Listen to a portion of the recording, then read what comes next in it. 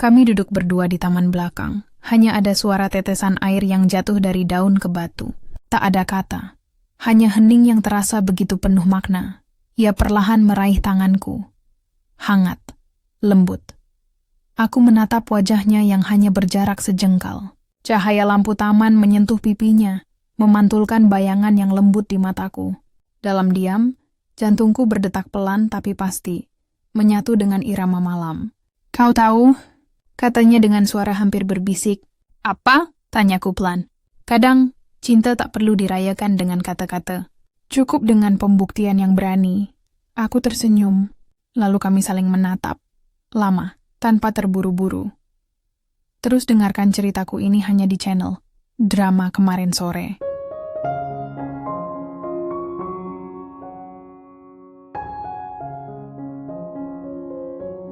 Namaku Putri Kartika Wulandari, 37 tahun.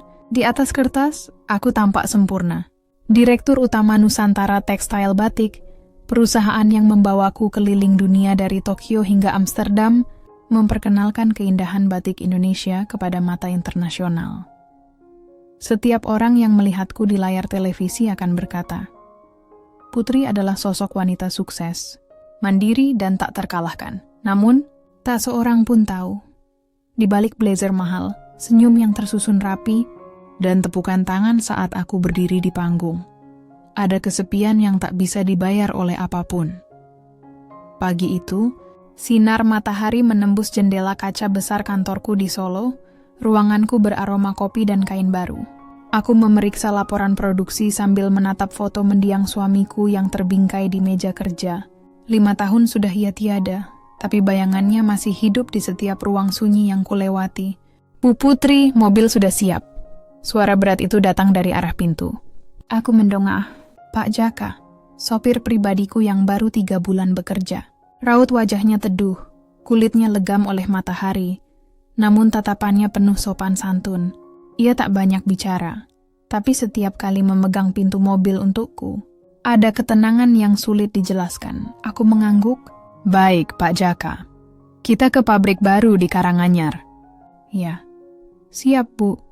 Jawabnya singkat. Mobil melaju pelan meninggalkan halaman kantor. Dari kursi belakang aku memperhatikan cara dia mengemudi.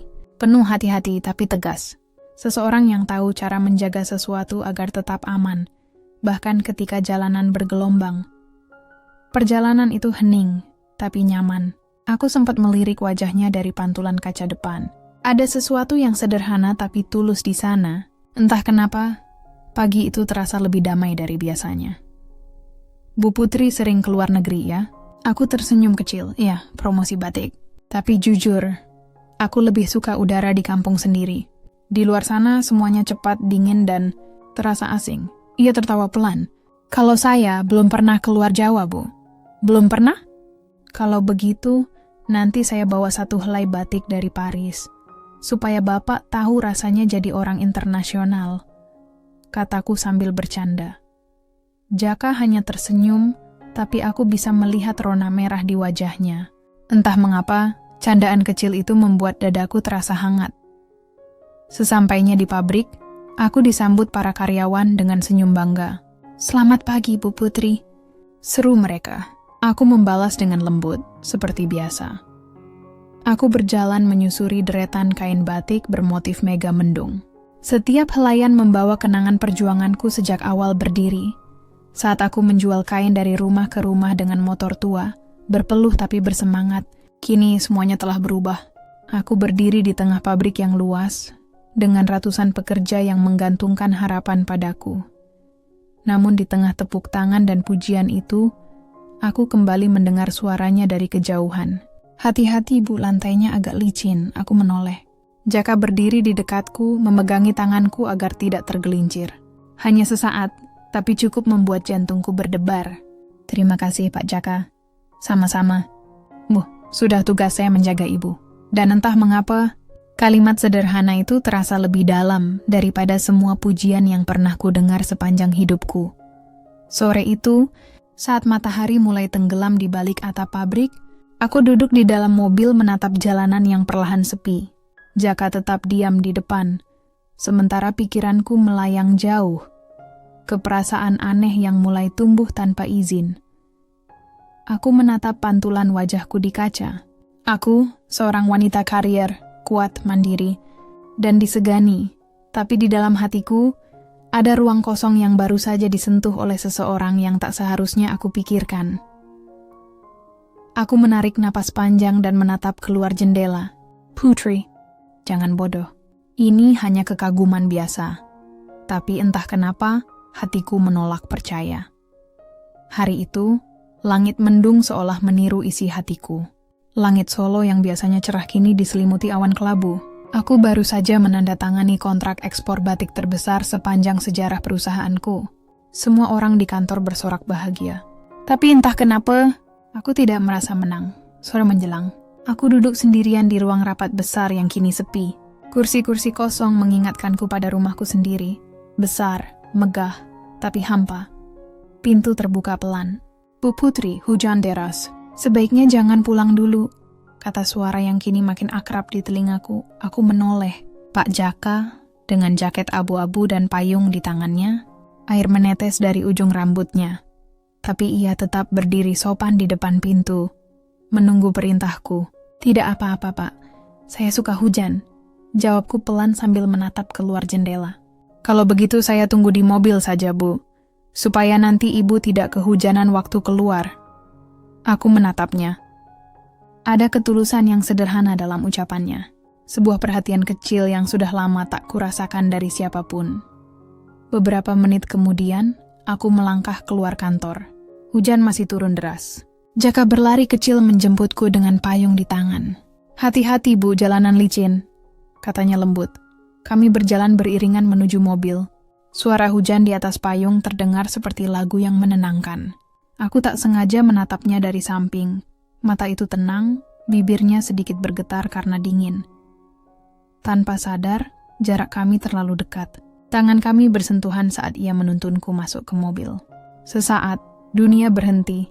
Namun sebelum keheningan itu memakan kami, aku menarik tanganku dan tersenyum kikuk. Terima kasih, Pak Jaka. Sama-sama, Bu. Mobil melaju pelan di tengah hujan. Jalanan basah, lampu kota berpendar di antara genangan air, menciptakan pantulan cahaya yang indah. Kami tak banyak bicara, tapi suasana itu hangat, entah kenapa. Sesampainya di rumah, aku menatap halaman luas yang sepi. Dulu, halaman ini dipenuhi tawa anak-anak dan aroma teh hangat dari suamiku. Sekarang hanya ada suara hujan dan langkah kaki Jaka yang membuka payung untuk menemaniku turun. Bu, saya bantu bawakan tasnya. Tidak usah, Pak. Terima kasih. Sudah malam, Bapak pulang saja. Istri dan anak-anak pasti menunggu. Jaka tersenyum kecil, lalu menunduk. Saya sudah lama sendiri, Bu. Aku tertegun. Ada keheningan panjang di antara kami. Hanya suara hujan yang berbicara. Aku tak tahu harus menjawab apa. Jadi aku hanya berkata pelan. Oh, maaf. Saya tidak tahu. Tidak apa-apa, Bu. Saya juga jarang bercerita. Ia menatap langit yang terus meneteskan hujan, lalu menatapku sejenak. Hujan begini kadang bikin orang ingin bercerita, tapi juga takut didengar. Kata-katanya sederhana, tapi menembus jauh ke dalam hatiku.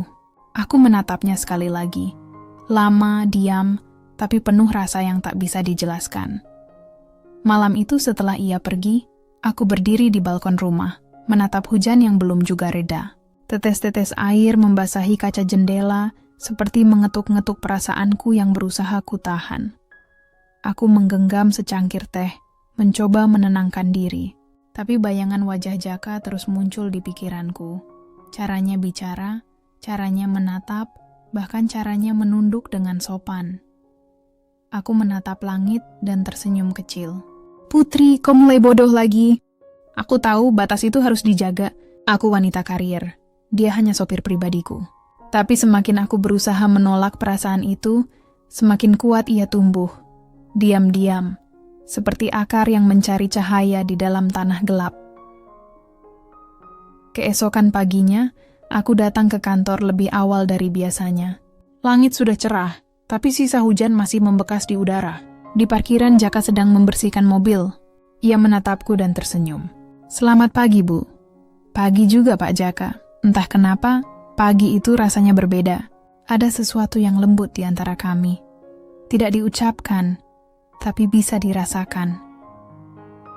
Aku masuk ke kantor sambil menahan senyum yang bahkan tidak ku mengerti. Dan sejak hari itu, aku tahu hidupku yang tenang akan mulai berubah.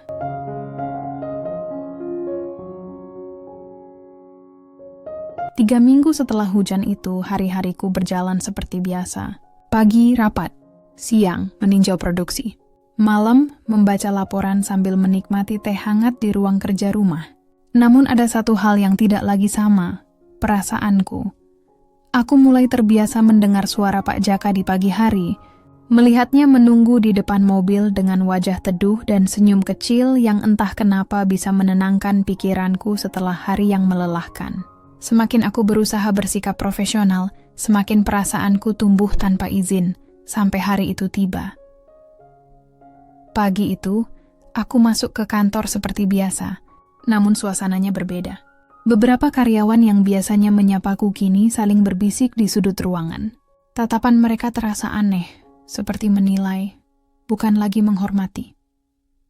Aku sempat mendengar sepintas. Katanya Bu Putri sering pulang bareng Pak Jaka ya. Iya, bahkan pernah lihat mobil dinas berhenti lama banget di parkiran belakang malam-malam.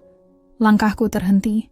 Suara itu pelan, tapi cukup jelas untuk menusuk telingaku. Aku mengatur napas dan berjalan melewati mereka dengan kepala tegak. Tapi di dalam hati, sesuatu bergetar. Antara malu, marah, dan sedih. Siang harinya, aku memanggil Rina, sekretarisku yang paling dekat. Ia perempuan muda yang sudah bekerja bersamaku selama 5 tahun. Rina, kataku pelan sambil menatap laptop. Apa ada sesuatu yang sedang dibicarakan di kantor? Ia menunduk tampak gugup. Bu, saya sebenarnya tidak enak bicara. Tapi beberapa orang memang sedang membicarakan ibu. Membicarakan apa? Tentang kedekatan ibu dengan Pak Jaka. Aku terdiam. Tangan kiriku menggenggam pena begitu erat hingga hampir patah. Rina melanjutkan pelan. Mereka bilang, ibu sering terlihat berdua di parkiran. Mereka tidak tahu apa-apa, Bu, tapi gosipnya cepat sekali menyebar. Aku menghela napas panjang. Jadi semuanya sudah keluar. Bukan lagi rahasia kecil di antara aku dan perasaanku sendiri. Sore itu, aku duduk di ruanganku sendirian. Ku coba fokus pada laporan ekspor batik yang akan dibawa ke pameran di Singapura, tapi pikiranku terus melayang. Pintu diketuk. Permisi, Bu. Suara itu, lagi-lagi suara yang membuat hatiku bergetar. Pak Jaka masuk dengan seragam rapi seperti biasa. Saya siap mengantar Ibu kalau sudah selesai. Aku menatapnya lama. Ada campuran rasa rindu dan kecewa dalam tatapanku sendiri. Pak Jaka. Iya, Bu. Mulai besok, tolong jangan tunggu saya di depan kantor. Langsung tunggu di parkiran saja. Ia tampak bingung. Ada yang salah, Bu? Aku berusaha tersenyum, tapi bibirku gemetar. Tidak ada, hanya saya tidak ingin ada pembicaraan yang tidak-tidak. Kantor ini sudah cukup ramai dengan gosip. Ia menunduk. Hening. Hanya terdengar detik jam dinding yang berdetak pelan. Saya mengerti, Bu, katanya akhirnya. Nada suaranya datar, tapi aku bisa merasakan kekecewaan di baliknya. Perjalanan pulang sore itu terasa panjang dan sunyi. Tak ada percakapan seperti biasanya. Hanya suara mesin dan rintik hujan kecil yang mulai turun di kaca depan. Sesekali aku mencuri pandang. Wajahnya tampak lebih dingin dari biasanya. Aku ingin bicara, menjelaskan semuanya. Tapi bagaimana caranya? Aku tidak bisa bilang bahwa aku menyimpan perasaan padanya. Tidak di dunia ini. Tidak dengan statusku sekarang. Mobil berhenti di depan rumah. Aku berusaha tersenyum. Terima kasih Pak Jaka, sudah bekerja keras hari ini. Sama-sama. Bu, jawabnya singkat. Ia menatapku sejenak, lalu menunduk sopan dan pergi tanpa menoleh lagi. Aku berdiri di depan pintu rumah, menatap punggungnya yang semakin menjauh. Hujan makin deras. Entah kenapa, kali ini terasa lebih dingin daripada biasanya. Malam itu aku duduk di ruang tamu, sendirian. Lampu-lampu rumah terasa redup, seperti ikut berduka atas apa yang terjadi. Aku membuka buku catatan pribadiku dan menulis. Cinta yang seharusnya jadi anugerah, kadang datang di waktu yang salah. Dan saat itu terjadi, yang bisa kulakukan hanyalah menjaga jarak. Meski hatiku ingin mendekat, kututup buku itu pelan. Dan di saat yang sama aku tahu, konflik baru saja dimulai.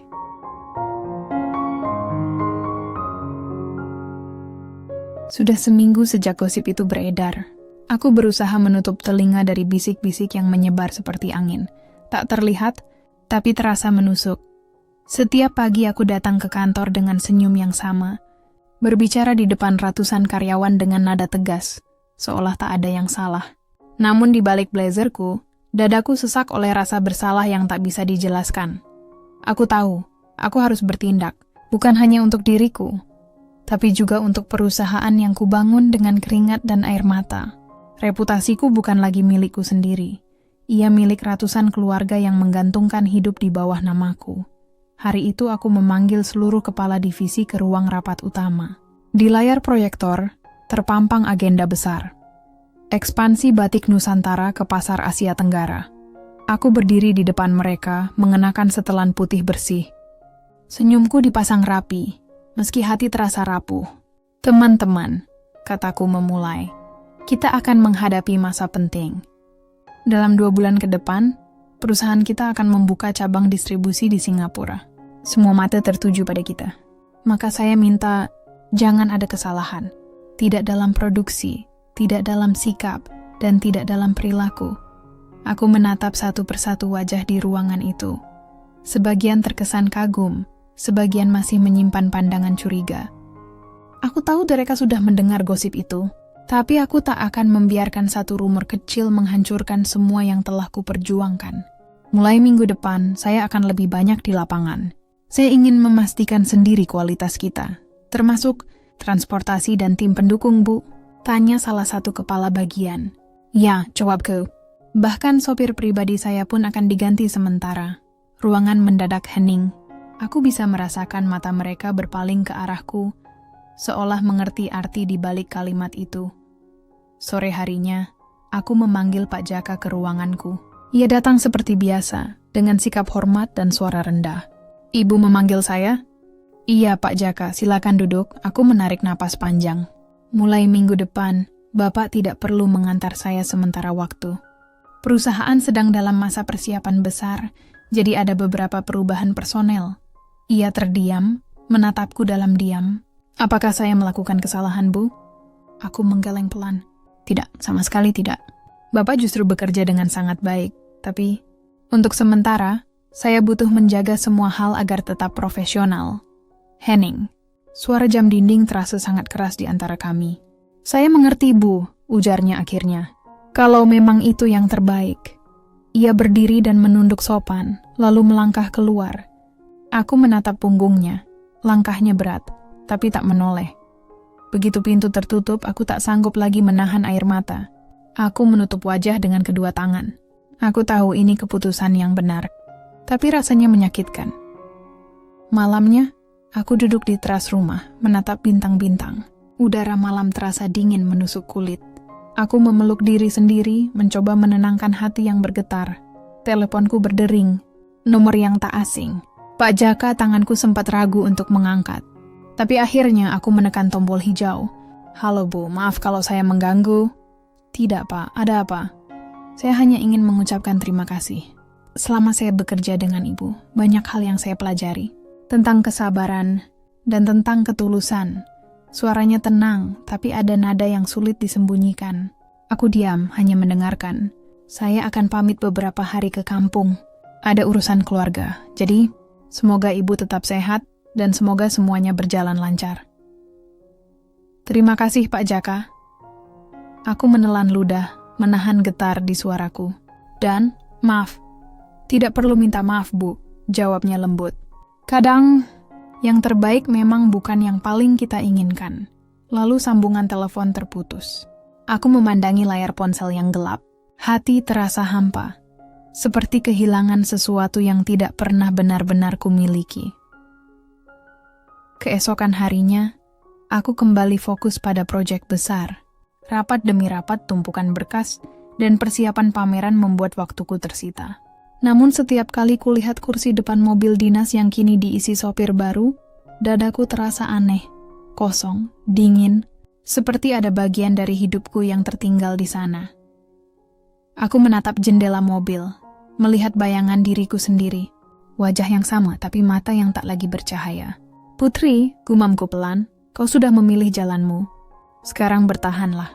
Dan begitulah, aku mulai berjalan di jalur yang kutetapkan sendiri, mempertahankan nama besar perusahaan, meski harus kehilangan seseorang yang membuat hidup terasa berarti. Sudah 2 minggu sejak Pak Jaka tak lagi bekerja untukku. Setiap pagi mobilku tetap menjemput seperti biasa. Sopir baru, seragam baru, senyum sopan yang sama. Tapi suasananya tidak lagi sama. Aku tidak tahu apa yang lebih sunyi. Jalanan kota yang padat, tapi terasa hampa. Atau hatiku yang penuh suara namun tak bisa bersuara. Hari itu aku berangkat ke Jakarta. Ada pertemuan penting dengan Kementerian untuk Program Ekspor Batik Nasional. Aku duduk di kursi belakang mobil, menatap layar ponsel yang penuh jadwal rapat. Tapi di sela-sela itu, mataku berhenti pada satu nama di kontak telepon. Pak Jaka. Aku menatapnya lama. Jariku sempat melayang di atas layar, sebelum akhirnya aku menekan tombol hapus. Namun entah mengapa, aku tidak bisa. Aku malah menutup ponsel dan menyandarkan kepala ke kaca jendela. "Kau bodoh, Putri," gumamku pelan. "Kau memilih logika, tapi hatimu masih menoleh ke belakang." Sesampainya di Jakarta, aku disambut dengan suasana sibuk dan gemerlap. Hotel mewah, konferensi bisnis, jamuan makan malam.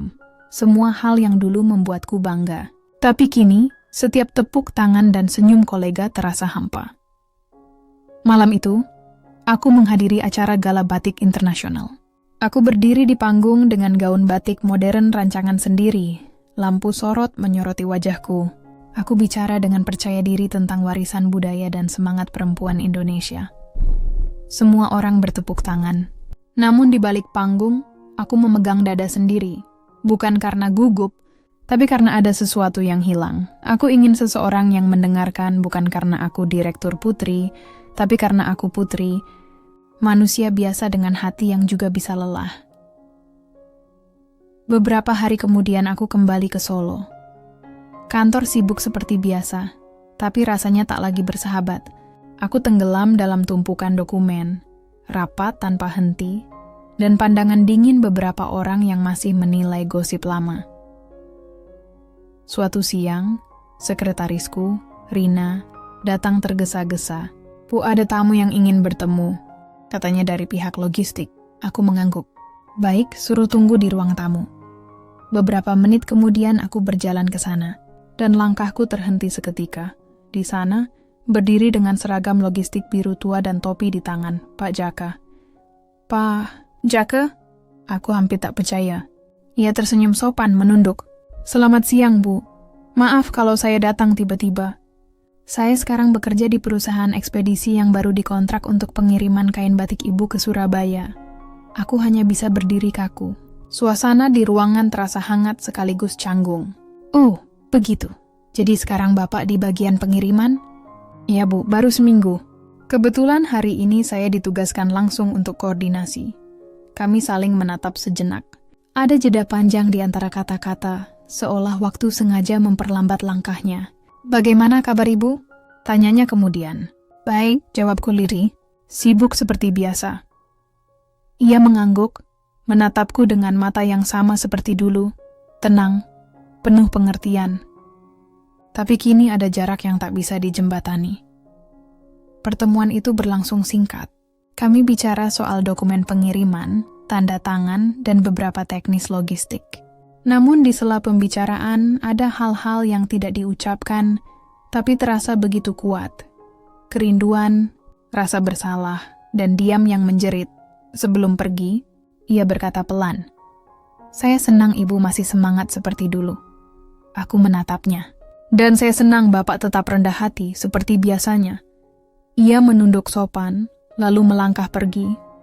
Aku hanya bisa menatap punggungnya, sama seperti dulu. Hanya saja kali ini aku tahu, perasaan yang dulu kupendam sudah tumbuh terlalu dalam untuk sekadar dilupakan. Malamnya, aku kembali menulis di buku harianku. Kadang seseorang hadir bukan untuk tinggal, tapi untuk mengingatkan kita bagaimana rasanya hidup sungguh-sungguh. Aku menatap halaman kosong di bawah tulisan itu dan menambahkan satu kalimat lagi. Dan entah kenapa, setiap kali aku menulis namanya dalam hati, huruf-hurufnya selalu terasa lebih berat dari biasanya. Keesokan harinya, aku datang ke pabrik dengan semangat baru. Bukan karena aku sudah melupakan Jaka, tapi karena aku tahu, aku harus melangkah lagi, meski langkah itu terasa tanpa bayangan. Bulan berganti dan kehidupan berjalan seperti biasa, setidaknya di permukaan. Bisnis batikku semakin besar, pesanan dari luar negeri meningkat, dan media mulai kembali menyorotku sebagai ikon perempuan penggerak ekonomi kreatif. Namun di balik semua pujian itu, hatiku masih bergetar setiap kali mengingat satu nama, Jaka. Sejak pertemuan tak terduga di ruang tamu kantor itu, aku tak bisa berhenti memikirkannya. Wajahnya, suaranya, bahkan cara ia menatap, semuanya menempel di pikiranku seperti benang yang kusut di antara motif batik hidupku. Suatu sore, aku pulang ke rumah orang tuaku di daerah Laweyan. Rumah masa kecilku, penuh kenangan, aroma kayu jati tua, dan suara gamelan halus dari ruang tamu. Ayahku, Pak Wirawan, sedang duduk di beranda dengan koran dan secangkir teh. Meski usianya sudah 70 tahun, auranya masih kuat. Beliau adalah mantan pejabat tinggi yang dihormati, dan setiap perkataannya seolah hukum bagi keluarga kami. "Putri," katanya tanpa menatap, "duduklah. Ada yang ingin ayah bicarakan." Nada suaranya tenang, tapi aku tahu, itu nada yang tidak bisa kutolak. Aku duduk di depannya. "Ada apa ya?" Ayah melipat korannya perlahan, lalu menatapku dengan mata tajam yang sama seperti dulu. Mata yang dulu menuntunku menjadi kuat, tapi juga sering membuatku takut salah langkah. "Ayah mendengar gosip di perusahaanmu beberapa waktu lalu." Aku langsung menunduk. "Semua sudah selesai ya. Aku sudah menangani." "Ayah tahu kau sudah dewasa dan bertanggung jawab," potongnya. "Tapi dunia luar tidak selalu melihat begitu." Beliau menatapku lama, lalu menghela napas. "Ayah sudah tua, Nak. Ayah ingin kau punya kehidupan pribadi yang lebih tenang. Kau terlalu sibuk bekerja, terlalu sering sendirian." Aku terdiam, kata-katanya lembut, tapi seperti pisau yang membelah pikiranku. Aku tahu kemana arah pembicaraan ini. Ayah sudah berbicara dengan keluarga Harjono. "Kau ingat anak mereka, Bram, yang dulu satu sekolah denganmu di SMA?" Aku mendongak. "Bram? Ya, sekarang dia pengusaha juga, baru pulang dari luar negeri. Keluarganya terpandang dan mereka sangat menghargai usahamu." Ayah pikir, ini saat yang tepat untuk kalian saling mengenal lagi. Aku menatap ayahku lama. Rasanya seperti ada udara yang menghilang dari dadaku. "Ayah." Suaraku bergetar. "Aku belum siap untuk..." "Putri," katanya lembut tapi tegas. "Kadang kesiapan bukan soal waktu, tapi keputusan. Kau sudah cukup lama sendiri. Tidak ada salahnya memberi kesempatan untuk seseorang yang pantas." Aku tak menjawab. Di dalam hati, aku berusaha menolak. Tapi di hadapan ayahku, semua kata rasanya sia-sia. Malamnya aku duduk di kamar lamaku. Dindingnya masih penuh foto masa kecil, piagam penghargaan, dan motif batik pertama yang pernah kubuat. Namun di tengah semua kenangan itu, pikiranku hanya pada satu orang, Jaka. Bagaimana jika ayah tahu tentang perasaanku padanya? Bagaimana jika gosip itu kembali terulang? Saya mohon diam. Aku harus menikah hanya demi menutup luka yang belum sembuh. Aku menatap cermin, melihat diriku sendiri. Wanita sukses, kuat, dan disegani. Tapi di balik mata itu ada seseorang yang lelah berpura-pura baik-baik saja. Beberapa hari kemudian, pertemuan itu terjadi. Kami bertemu di sebuah restoran klasik di tengah kota. Aku mengenakan kebaya krem sederhana, dan di hadapanku duduk Bram Harjono. Lelaki tinggi, rapi, dengan senyum yang sopan tapi kaku. "Putri, lama sekali ya," katanya sambil tersenyum. "Iya, sudah hampir 20 tahun, jawabku ramah. Kami berbincang ringan tentang bisnis, tentang kehidupan di luar negeri, tentang batik. Ia sopan, cerdas, bahkan tampak tulus. Tapi entah kenapa, setiap kali ia tersenyum, aku tak merasakan apa-apa. Hanya ada kehampaan yang diam-diam tumbuh di antara kata-katanya. Lalu ponselku bergetar. Satu pesan masuk. Aku melirik sekilas dan hampir menjatuhkan gelasku dari Jaka. Bu, maaf, saya menemukan selembar kain batik lama ibu yang dulu tertinggal di mobil. Apakah boleh saya antar ke kantor besok? Hatiku berdebar. Aku menatap layar itu lama, sebelum mematikan ponselku diam-diam. Bram masih bicara di depanku, tapi pikiranku melayang jauh. Malam itu aku menyadari satu hal. Aku bisa berbicara dengan banyak orang, tapi hanya satu yang bisa membuatku benar-benar merasa dihidupkan. Setelah pertemuan itu, ayah tampak bahagia. Ia berkata, Bram anak baik. Ayah senang melihat kalian cocok. Aku hanya tersenyum kecil. Di dalam hati aku berbisik, ayah kau tak tahu. Hatiku sudah lebih dulu memilih seseorang yang tak akan pernah kau setujui. Dan dari sanalah, konflik keduaku dimulai. Antara cinta yang tulus dan takdir yang harus dijalani. Pagi itu udara Solo terasa lembab. Hujan baru saja reda, menyisakan aroma tanah basah dan daun jati yang berjatuhan di halaman kantor. Aku datang lebih awal dari biasanya. Ada pertemuan besar dengan tim ekspor dan investor baru dari Jepang. Namun sejujurnya, bukan itu yang membuat jantungku berdebar sejak subuh. Pesan dari Jaka semalam masih berputar di pikiranku. Saya ingin mengembalikan kain batik ibu yang dulu tertinggal di mobil. Satu kain batik, tapi yang seolah akan ia bawa bukan hanya selembar kain, melainkan masa lalu yang tak ingin kubuka kembali. Aku berusaha tetap profesional. Mengenakan blazer biru muda, aku memeriksa agenda, berbicara dengan sekretaris, menata nada suaraku agar terdengar tegas. Namun di balik semua itu, ada getaran kecil yang tak bisa kuhentikan. Sekitar pukul 9, Rina mengetuk pintu ruanganku. Bu, ada Pak Jaka di lobi. Katanya mau mengantar kain batik. Aku menarik napas dalam. Baik, suruh dia masuk. Beberapa detik kemudian pintu terbuka. Dan di sana, berdiri seseorang yang dulu begitu ku kenal, dengan tatapan yang tak banyak berubah. Jaka tampak rapi. Kemeja putih, celana hitam sederhana, dan tangan yang memegang gulungan kain batik berbungkus plastik bening. Ia tersenyum sopan. Selamat pagi, Bu. Selamat pagi, Pak Jaka. Silakan duduk. Ia duduk perlahan, meletakkan kain itu di meja. Saya baru sadar kain ini masih tertinggal di mobil lama. Dulu ibu pernah bilang ini desain yang paling berarti. Aku menyentuh kain itu. Batik tulis berwarna biru keunguan, motif parangkusumo, simbol cinta dan pengabdian. Aku terdiam lama. Iya, ini salah satu karya pertama perusahaan kami, ucapku pelan. Aku mendesainnya saat baru kehilangan suami. Jaka menatapku penuh empati. Tak ada kata yang keluar, tapi matanya berbicara. Seolah berkata bahwa ia mengerti kesepian yang selama ini kututup rapat. Beberapa menit berlalu dalam diam yang menenangkan. Ishi lalu berkata, "Terima kasih sudah mengantarnya. Aku menghargai ketulusanmu, seperti dulu." Ia tersenyum kecil. "Saya hanya ingin memastikan, ibu baik-baik saja." Aku menatapnya. Aku berusaha, tapi rasanya, setiap kali aku melangkah maju, masa lalu selalu mengejar. Suara hujan kembali terdengar di luar.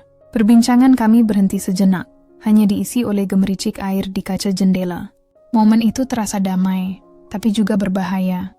Tiba-tiba pintu ruanganku terbuka. Rina masuk dengan wajah sedikit gugup. "Maaf, Bu, tamu dari Kementerian Perdagangan sudah tiba." Dan Pak Bram juga datang. Katanya ingin menemani rapat. Aku langsung terdiam. "Bram, sekarang?" Aku menatap Jaka yang perlahan berdiri, mencoba menjaga wibawa. "Kalau begitu saya pamit dulu, Bu." "Pak Jaka." Aku menahan, tapi suaraku hampir tak terdengar. Ia menunduk sopan. "Selamat siang, Bu. Semoga selalu sukses." Dan begitu ia melangkah keluar, Bram masuk dari arah berlawanan. Keduanya berpapasan di depan pintu. Sekejap, mata mereka bertemu. Dua lelaki dari dunia yang berbeda. Yang satu sederhana dan tenang, yang lain berwibawa dan percaya diri. Suasana seolah membeku. Aku bisa merasakan udara di ruangan berubah, dingin, tapi tajam. Itu siapa, Putri? Tanya Bram setelah Jaka pergi. Oh, salah satu rekan pengiriman kain, jawabku cepat. Bram menatapku lama, namun akhirnya tersenyum. Baiklah, yuk kita ke ruang rapat. Kementerian sudah menunggu. Aku berjalan di belakangnya, berusaha menenangkan hati, tapi langkah-langkah Jaka yang baru saja berlalu masih menggema di benakku. Rapat berjalan lancar, setidaknya di mata orang lain. Bram tampil percaya diri, meyakinkan para pejabat dan investor. Namun aku sendiri tak fokus. Di sela-sela presentasi, pikiranku terus kembali pada satu wajah. Wajah seseorang yang datang bukan untuk mengganggu, tapi untuk mengguncang sesuatu yang sudah lama tertidur di hatiku. Sore harinya, aku duduk di balkon kantor sendirian. Langit Solo mulai jingga dan dari kejauhan suara azan maghrib terdengar lembut. Aku membuka pesan di ponselku. Tidak ada pesan baru. Tidak ada nama Jaka lagi. Aku menatap kain batik yang kini tergulung di pangkuanku. Parangkusumo, bisikku Pelan. Simbol cinta dan pengabdian. Lucu ya? Aku tak tahu kepada siapa seharusnya aku mengabdi kali ini. Cinta atau keluarga. Dan di bawah langit sore yang oranye, aku sadar. Perasaan yang coba kubungkam mulai kembali hidup. Pelan-pelan, tapi pasti.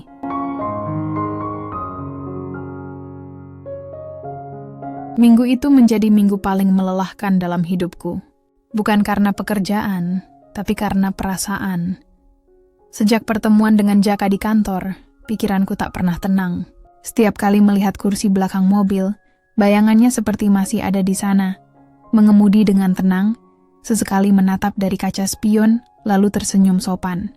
Aku bahkan masih mengingat cara dia menyebut namaku. Bukan dengan panggilan Bu Putri, tapi dengan nada yang membuatku merasa hidup. Namun semua itu kini terasa jauh, karena di hadapanku, ayah mulai menyiapkan sesuatu yang besar, pertunangan resmi dengan Bram Harjono. Malam itu, ruang keluarga di rumah Laweyan penuh tamu.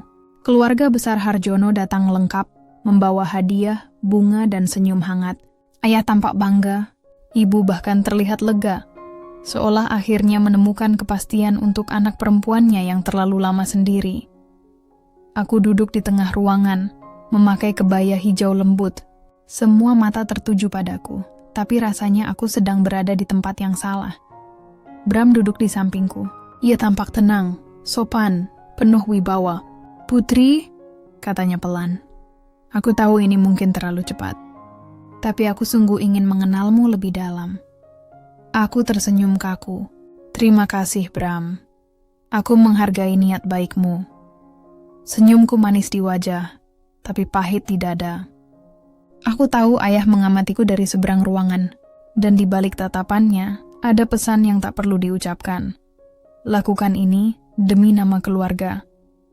Setelah acara selesai, aku pergi ke taman belakang sendirian. Lampu taman temaram. Udara malam lembut menyentuh kulit. Aku duduk di bangku kayu, menatap bunga melati yang baru mekar. Air mata yang kutahan sejak tadi akhirnya jatuh juga. Kenapa semua terasa benar tapi tak membahagiakan? Bisikku pelan. Aku memejamkan mata. Namun saat ku buka, aku terkejut. Di depan pagar, seseorang berdiri. Pak Jaka, ia tak memakai seragam, hanya kemeja sederhana. Tatapannya gugup tapi tulus. "Maaf, Bu. Saya tidak bermaksud mengganggu. Saya hanya ingin mengantarkan surat perjanjian pengiriman yang harus Ibu tanda tangani. Rina bilang Ibu di rumah ini. Jadi Aku berdiri pelan, mendekat ke pagar. "Kau datang di waktu yang salah, Pak Jaka." Ia menunduk. "Saya tahu. Tapi kalau saya tidak datang sekarang, mungkin saya tak akan punya kesempatan lagi." Suasana hening. Hanya suara jangkrik dan desiran angin di antara kami. "Saya dengar Ibu akan bertunangan," katanya lirih. Aku terdiam. "Ya, minggu depan." Ia mengangguk, menelan ludah, lalu tersenyum tipis. "Saya turut bahagia, Bu." Senyum itu, senyum yang dulu membuatku tenang, kini terasa menyakitkan. Aku menggenggam pagar erat, menahan diri agar tak menangis. "Kenapa kau datang, Jaka?" Tanyaku akhirnya. "Karena saya tidak ingin pergi tanpa mengucapkan terima kasih." Untuk apa? Untuk semua hal kecil yang ibu pernah lakukan. Cara ibu percaya pada saya. Cara ibu memperlakukan saya bukan sebagai sopir, tapi manusia. Suaranya parau. Itu sudah cukup untuk saya. Seumur hidup, aku menunduk. Air mata mengalir tanpa bisa kutahan. Jaka, jangan Bu, jangan lanjutkan. Ia mundur selangkah, menatapku sekali lagi. Tatapan yang menyimpan sejuta kata, tapi memilih diam. Selamat berbahagia, Ibu. Dan sebelum aku sempat membalas, ia berbalik, melangkah pergi dalam gelap. Hanya bayangannya yang tertinggal di bawah cahaya lampu taman. Aku berdiri lama di sana. Hujan rintik tiba-tiba turun. Dan untuk pertama kalinya dalam hidupku, aku tidak berlari mencari teduh. Aku membiarkan diriku basah. Karena mungkin, hanya dengan begitu, air mataku bisa menyatu dengan hujan, dan tak ada yang tahu aku sedang menangis. Malam itu aku menulis di buku harianku. Ada cinta yang datang membawa cahaya, tapi tak diizinkan tinggal. Mungkin karena Tuhan ingin aku belajar bahwa cinta sejati bukan soal memiliki, tapi merelakan. Aku menutup buku itu, lalu menatap jendela kamar. Di luar, hujan terus turun. Sama seperti perasaanku, deras, tulus, tapi tak tahu harus kemana mengalir. Hari pertunanganku datang lebih cepat dari yang kukira. Seolah waktu sengaja berlari, menuntunku menuju keputusan yang tak sepenuhnya kuinginkan. Pagi itu, rumah Laweyan berubah menjadi lautan warna pastel. Bunga melati tergantung di pintu, karpet merah terbentang, dan suara gamelan lembut mengisi udara. Semua orang tampak bahagia. Semua, kecuali aku. Aku duduk di depan cermin besar, mengenakan kebaya putih gading. Pria sedang merapikan sanggulku, sementara ibu tersenyum lembut di belakangku.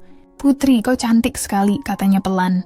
"Ayahmu pasti bangga." Aku mencoba tersenyum, tapi di balik senyum itu, hatiku bergetar pelan, antara pasrah dan hampa. Acara dimulai pukul 10 pagi. Tamu-tamu datang dengan pakaian terbaik mereka. Ayah berdiri di depan, berbicara dengan keluarga Bram. Sementara fotografer mengabadikan setiap senyum yang kuusahakan dengan susah payah. Bram tampak gagah dengan beskap abu muda. Ia selalu sopan, penuh perhatian, dan jujur saja, tak ada alasan logis untuk menolaknya. Kecuali satu, aku tidak mencintainya. Upacara berlangsung indah. Cincin pertunangan disematkan di jariku dengan tepuk tangan meriah. Semua orang berdiri memberi selamat, menyalami, menatap kami seperti pasangan sempurna. Tapi saat cincin itu menempel di jariku, aku justru merasa seperti kehilangan sesuatu yang tak terlihat. Aku menatap Bram. Ia tersenyum hangat. "Mulai sekarang aku janji akan menjagamu, Putri." Aku mengangguk kecil. "Terima kasih, Bram." Namun di dalam hati, aku berkata pelan. Tapi hatiku sudah dijaga orang lain jauh sebelum hari ini. Sore harinya, setelah semua tamu pulang, aku duduk sendirian di beranda belakang. Langit Solo berwarna jingga keemasan. Aku menatap cincin di jariku, berkilau indah tapi dingin. Aku ingin menulis sesuatu di buku harianku, tapi sebelum sempat mengambil pena, ponselku berdering. Nomor tak dikenal. "Halo? Selamat sore, Bu Putri." Aku mengenali suaranya dalam sekejap. "Jaka." "Pak Jaka, kenapa menelepon?" "Maaf, Bu. Saya tidak bermaksud lancang, tapi ada sesuatu yang penting. Terkait proyek ekspor batik Ibu ke Jepang." Nada suaranya terdengar canggung, namun juga serius. "Ada masalah?" Tanyaku cepat. "Ada dokumen yang tertukar di kantor pengiriman. Kalau tidak segera diurus, barang bisa tertahan di pelabuhan." Aku berdiri. "Baik, aku akan ke sana malam ini." "Tidak perlu, Bu. Saya bisa ke rumah Ibu membawa berkasnya langsung." Aku ragu sejenak, tapi akhirnya mengiyakan. "Baiklah, datang saja jam 7 malam. Tepat pukul 7, suara motor berhenti di depan rumah. Aku keluar ke halaman, dan di sana, Jaka berdiri dengan jas hujan setengah basah, membawa map biru. "Maaf, Bu, hujan turun tiba-tiba." "Tak apa, ayo masuk." Kami duduk di teras, ditemani suara hujan yang makin deras. Ia menyerahkan map itu dengan tangan sedikit gemetar, mungkin karena dingin. "Ini dokumennya." Harus ditandatangani malam ini supaya bisa dikirim besok. Terima kasih, Jaka. Kau selalu sigap. Ia tersenyum kecil. Saya hanya melakukan kewajiban, Bu. Aku menatapnya. Wajah itu tak berubah.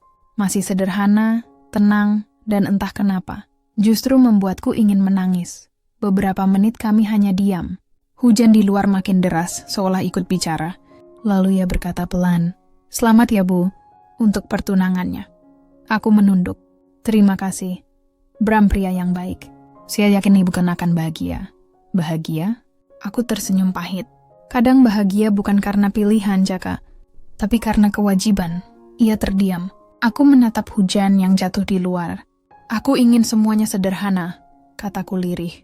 "Aku ingin mencintai tanpa harus memikirkan nama keluarga, reputasi, atau pandangan orang.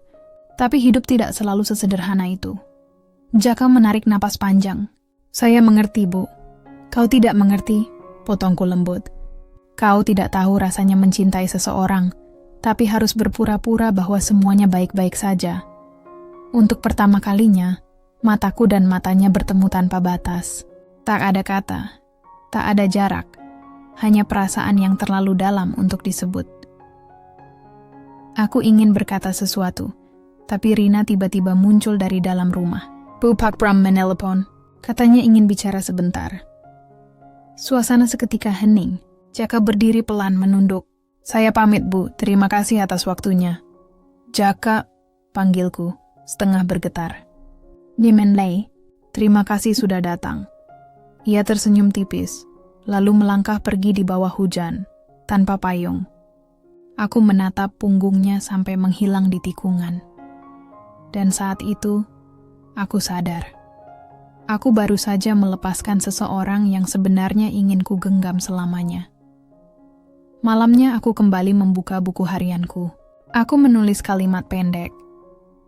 Ada restu yang kujalani demi semua orang, tapi bukan demi diriku sendiri. Aku menatap cincin di jariku sekali lagi. Indah, berkilau, tapi terasa seperti rantai halus yang menahan hatiku untuk tetap diam di tempatnya.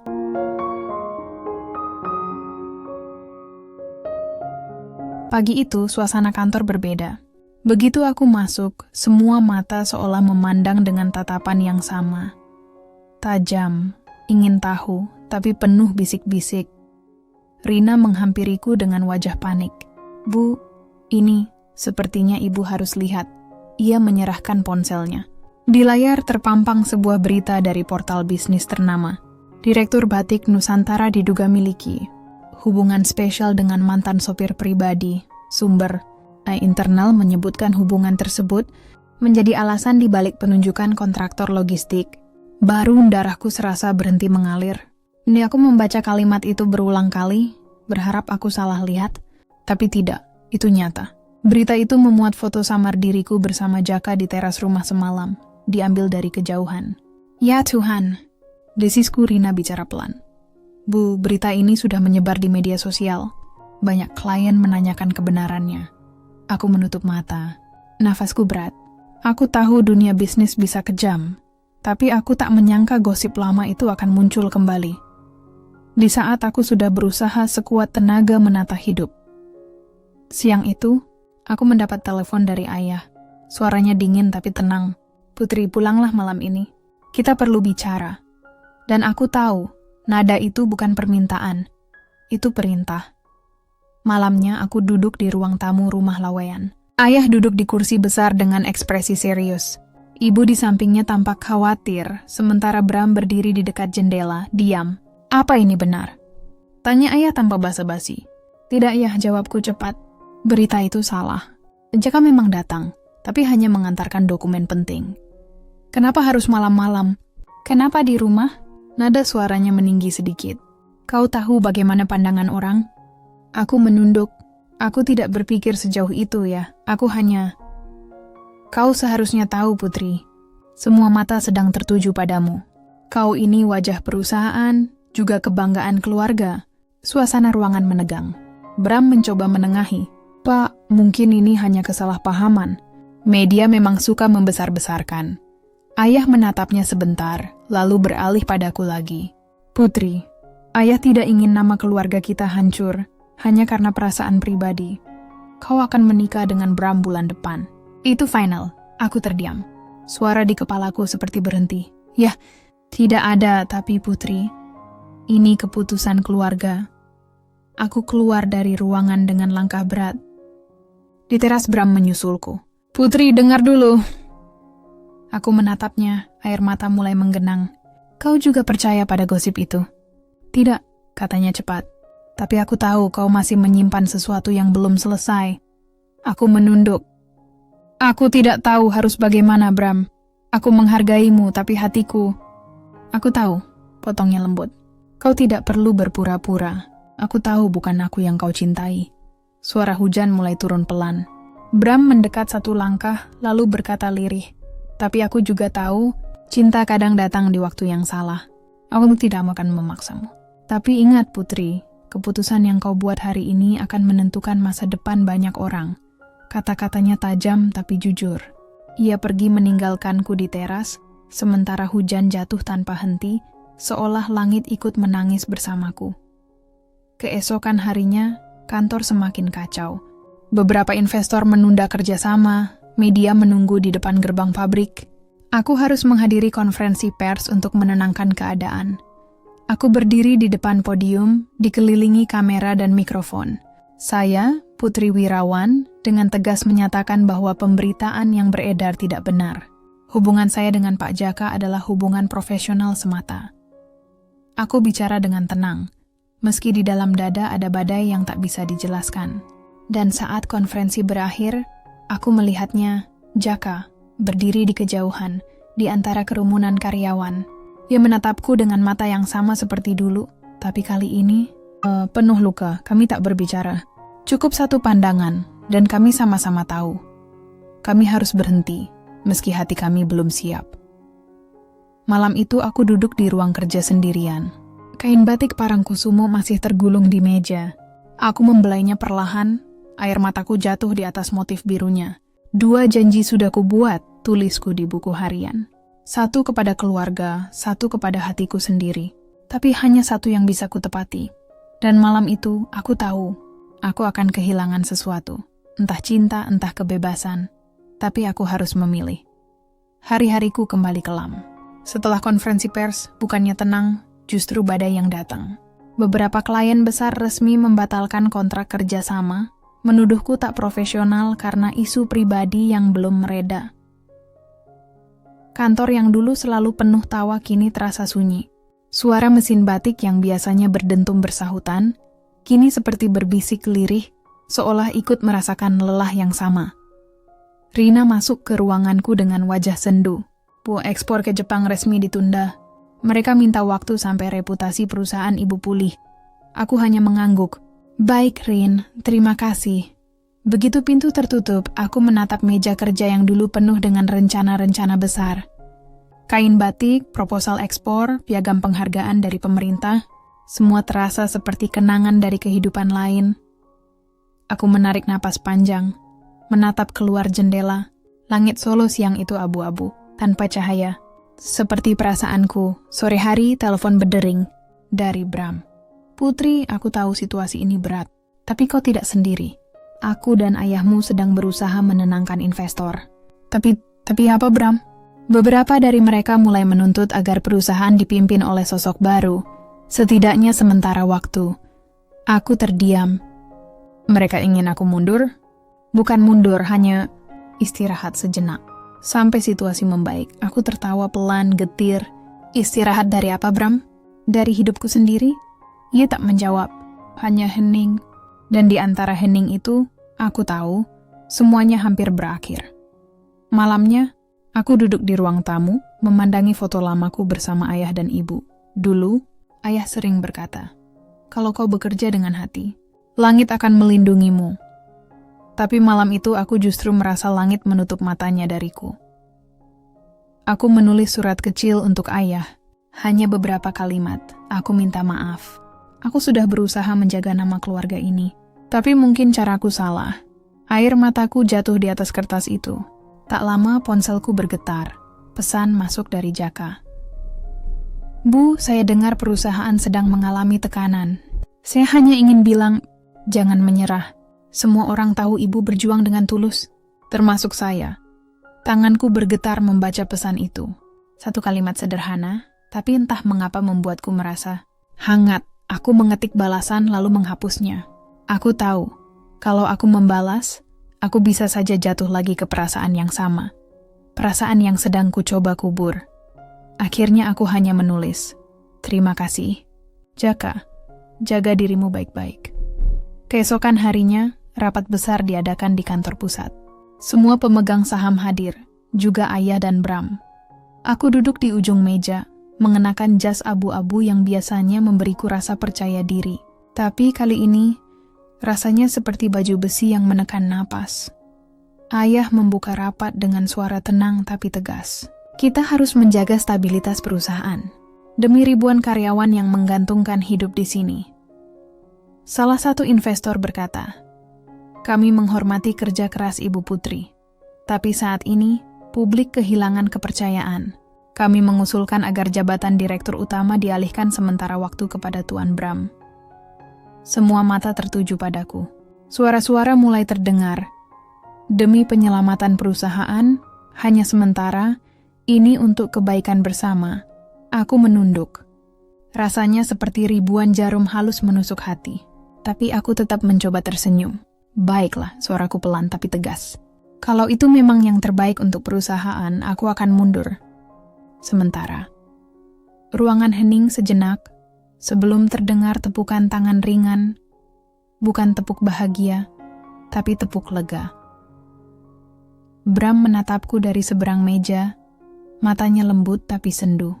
Ayah menatapku lama, lalu mengangguk pelan.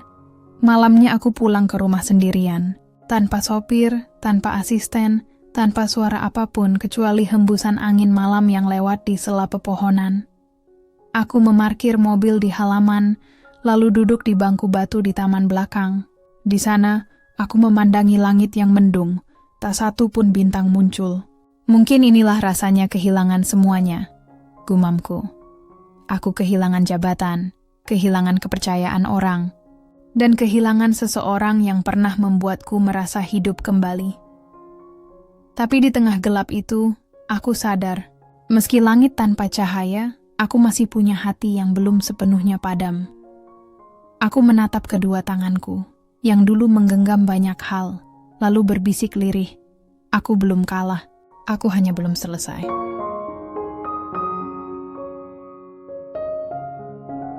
Sudah seminggu sejak aku menyerahkan jabatanku. Hari-hariku kini lebih tenang, tapi juga sepi. Tak ada lagi panggilan rapat mendadak, tak ada tumpukan dokumen di meja, dan tak ada deru mesin batik di pagi hari. Setiap kali aku melewati gerbang pabrik dari kejauhan, dadaku terasa sesak, seperti seseorang yang menatap rumah yang dulu ia bangun sendiri, tapi kini tak lagi punya kunci untuk masuk. Namun justru di kesepian itu, aku mulai mengenal sesuatu yang dulu sering kulewatkan, diriku sendiri. Suatu pagi, aku duduk di teras rumah sambil menyeruput teh melati. Hujan semalam masih menyisakan embun di daun-daun. Aku memandangi halaman yang basah, lalu berkata dalam hati, mungkin Tuhan sedang memberiku waktu untuk belajar menjadi kuat tanpa gelar, tanpa sorotan, tanpa siapapun. Aku tersenyum kecil, dan untuk pertama kalinya setelah sekian lama, aku merasa tidak perlu terburu-buru. Sore itu, Rina datang berkunjung. Ia membawa beberapa dokumen dan sekantong batik yang baru jadi. Bu, beberapa karyawan menitip salam. Mereka bilang, meskipun ibu sudah tidak di kantor, semangat ibu masih mereka rasakan di ruang produksi. Aku menatap batik itu, motif mega mendung biru keunguan. Cantik sekali, ujarku pelan. Itu hasil kerja lembur anak-anak. Mereka ingin membuktikan kalau mereka bisa tetap berkarya meski ibu sedang istirahat. Aku memeluk batik itu perlahan. Mereka tidak tahu, aku yang justru belajar dari mereka. Tentang kesetiaan, tentang kerja keras, dan tentang tidak menyerah. Malamnya aku duduk di ruang kerjaku di rumah, menatap kain batik itu lagi. Tiba-tiba sebuah ide muncul. Aku ingin membuat gerakan sosial. Bukan lagi hanya tentang bisnis, tapi tentang pemberdayaan wanita pengrajin batik di desa-desa. Aku menulis konsepnya cepat, berlembar-lembar, hingga larut malam. Rasanya seperti napas yang kembali, seperti darah yang mengalir lagi di tubuh yang sempat beku. Aku masih bisa mencipta, gumamku, bahkan tanpa jabatan. Beberapa hari kemudian, aku mulai turun ke lapangan. Aku mengunjungi desa-desa pengrajin batik di sekitar Sukoharjo dan Sragen. Aku melihat tangan-tangan tua yang masih setia menggambar pola dengan cantik, meski penglihatan mereka mulai kabur. Aku bicara dengan para ibu, mendengar kisah mereka, tawa mereka, dan perjuangan mereka. Dari sana, lahirlah program Batik untuk Negeri, sebuah inisiatif pelatihan dan pemasaran digital untuk pengrajin kecil. Dan anehnya, tanpa aku sadari, berita positif mulai tersebar. Media menulis, mantan Direktur Batik Nusantara bangkit lewat gerakan sosial untuk perempuan pengrajin. Komentar publik pun berubah. Banyak yang menulis, inilah putri yang kami kenal, wanita tangguh dan berhati besar. Aku membaca komentar itu sambil tersenyum. Untuk pertama kalinya setelah lama, aku merasa bangga pada diriku sendiri. Bukan karena sukses, tapi karena berani memulai lagi dari nol. Suatu sore, aku menerima pesan singkat di ponselku. Dari Jaka, Bu, saya lihat di berita, Ibu mulai gerakan baru. Saya bangga sekali. Saya tahu Ibu tidak pernah kalah, hanya menunggu waktu untuk bangkit. Aku menatap pesan itu lama, lalu membalas singkat, terima kasih Jaka, semoga suatu hari nanti kita bisa bekerja bersama lagi, bukan sebagai atasan dan sopir, tapi sebagai dua orang yang punya mimpi yang sama. Aku menekan tombol kirim dengan senyum kecil. Tak ada lagi air mata kali ini. Yang ada hanyalah rasa damai. Malamnya, aku berdiri di balkon rumah. Langit Solo cerah, bertabur bintang. Aku memandang ke atas dan berbisik. Aku kehilangan banyak hal, tapi aku menemukan sesuatu yang lebih penting. Arti diriku sendiri. Dan di saat itu aku tahu, langitku mungkin sempat gelap, tapi kini cahaya sudah mulai kembali. Hari itu, surat undangan pernikahanku resmi dicetak. Warnanya putih gading dengan aksen emas dan motif batik Parangkusumo. Lambang kesetiaan dan kekuatan. Ironis bukan? Aku memilih motif itu sendiri, padahal hatiku belum sepenuhnya yakin pada kesetiaan yang akan kujalani. Pernikahan kami dijadwalkan 3 minggu lagi. Ayah tampak lega, ibu sibuk menyiapkan adat, sementara Bram tetap seperti biasa, tenang, sopan, dan selalu ada ketika dibutuhkan. Tapi setiap kali aku melihat cincinnya, aku merasa seperti berdiri di persimpangan, antara tanggung jawab dan kejujuran hati. Sore itu, aku duduk di ruang kerja, menatap peta Indonesia di dinding. Ada puluhan titik merah menandai desa-desa yang tergabung dalam gerakan batik untuk negeri. Dari sana, aku menerima surat-surat dari para pengrajin, ucapan terima kasih, bahkan undangan sederhana dari anak-anak mereka. Aku tersenyum haru. Mungkin inilah cinta sejati yang seharusnya aku perjuangkan. Cinta pada karya, pada kehidupan, dan pada manusia yang percaya padaku. Saat itulah ponselku berdering. Nama yang muncul di layar membuat jantungku berhenti sejenak. Jaka. Halo Bu Putri. Halo Jaka, apa kabar? Baik Bu, maaf kalau mengganggu. Saya hanya ingin menyerahkan laporan terakhir untuk pengiriman batik Ibu ke Yogyakarta. Saya kebetulan di Solo hari ini. Aku terdiam sebentar. Kau bisa datang ke rumah sore ini. Boleh Bu, sekitar jam 5? Baik. Suaraku terdengar tenang, tapi hatiku tidak. Ada sesuatu yang belum selesai. Sesuatu yang selama ini kutahan dengan rapi, tapi selalu berdenyut di balik senyumku. Pukul 5 sore, ia datang. Masih dengan gaya sederhana. Kemeja putih, celana hitam, dan raut wajah tenang yang dulu begitu kukagumi. Kami duduk di taman belakang rumah, di bawah pohon sawo besar yang sering jadi tempatku berpikir. Sudah lama ya Bu? Katanya pelan. Iya, cukup lama, jawabku. Ia menyerahkan map laporan, tapi kami berdua tahu, itu hanya alasan. Demanda kata apa yang menunggu di antara kami, tapi entah siapa yang harus memulai duluan. Akhirnya aku berkata, Jaka, aku akan menikah 3 minggu lagi. Ia menatapku. Matanya dalam tapi tenang. Saya tahu. Semua orang menganggap itu pilihan terbaik. Dan mungkin memang begitu. Untuk keluarga, untuk perusahaan. Tapi bukan untuk hati ibu. Aku tersenyum tipis. Aku tidak tahu. Aku lelah bertanya pada hatiku. Karena jawabannya selalu sama. Dan itu membuatku takut. Hening sejenak. Angin sore berhembus pelan, menggoyangkan daun-daun. Lalu Jaka berkata pelan, "Saya tidak akan meminta ibu membatalkan apapun. Saya hanya ingin ibu bahagia apapun pilihannya. Tapi, kalau ada satu hal yang boleh saya katakan, izinkan saya mengucapkannya." Aku menatapnya. "Apa itu?" Ia menarik napas panjang. Cinta tidak selalu harus dimiliki. Tapi kalau cinta itu tulus, ia tidak akan hilang.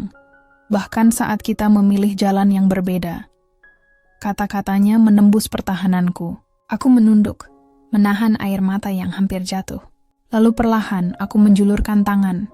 Ia ragu sejenak, tapi akhirnya menyambutnya. Kami hanya berpegangan tangan, tanpa kata-kata. Hangat, lembut, dan penuh makna. Itu bukan genggaman yang meminta, tapi yang mengikhlaskan.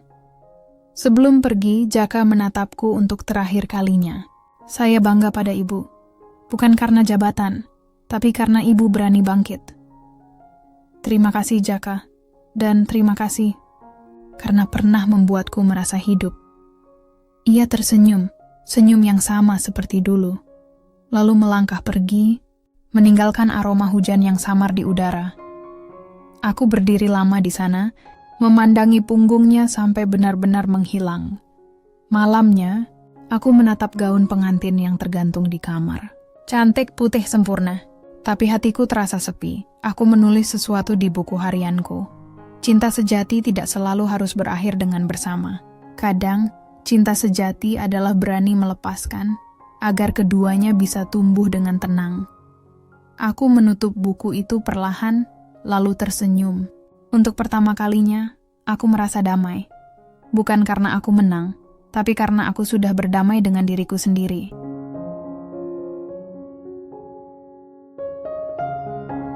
Hari itu akhirnya tiba, hari pernikahanku.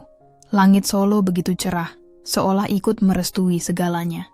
Sinar matahari pagi memantul di kaca jendela rumah besar Laweyan, menciptakan bias keemasan di dinding.